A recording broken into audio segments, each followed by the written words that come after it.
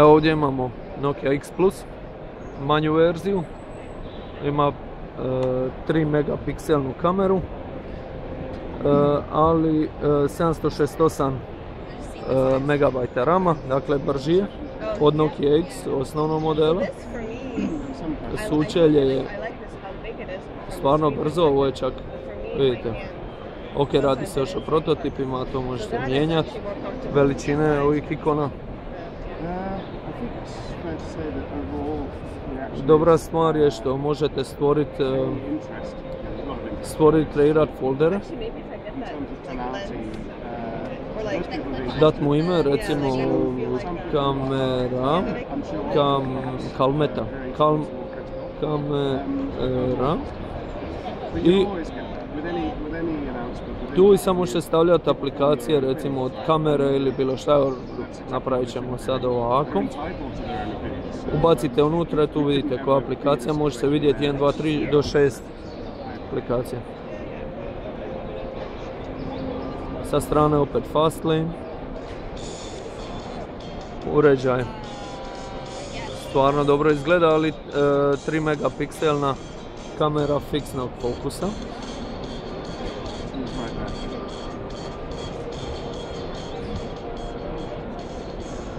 Ok. Fiksni fokus.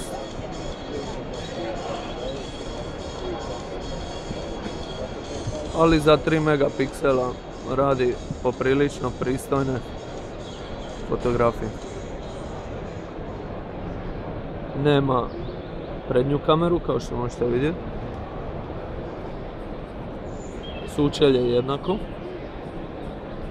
I košta 99 eura. 99 eura, to je poprilično pristupačno. Dobro pitanje je koliko će koštati u Hrvatskoj.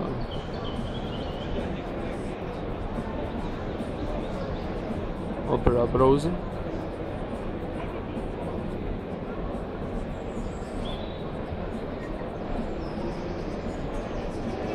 Fruit Ninja, Tetris,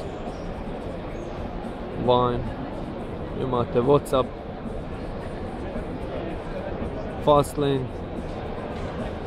možete brisati stvari koje ne želite da se tu vide.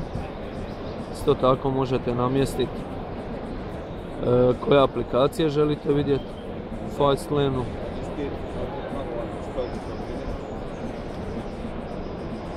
Social networks.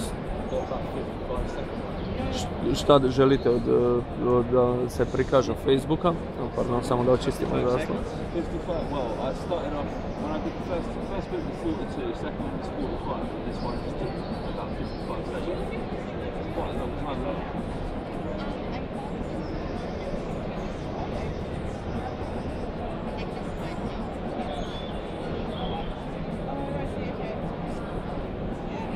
Vrlo jednostavno, vrlo intuitivan. Ima double tap to wake up, znači dvostruko tapkanje. Ima i glance zaslon, dobro nije se uključeno, glance zaslon. Settings. Oh, sorry.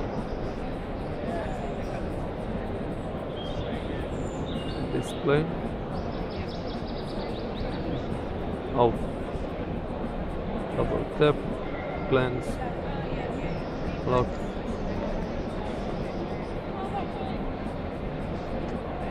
Malo je, nije baš double tap, treba malo udriti, možda malo jače. Maske se isto skidaju, vrlo jednostavno. I ista stvar, ja.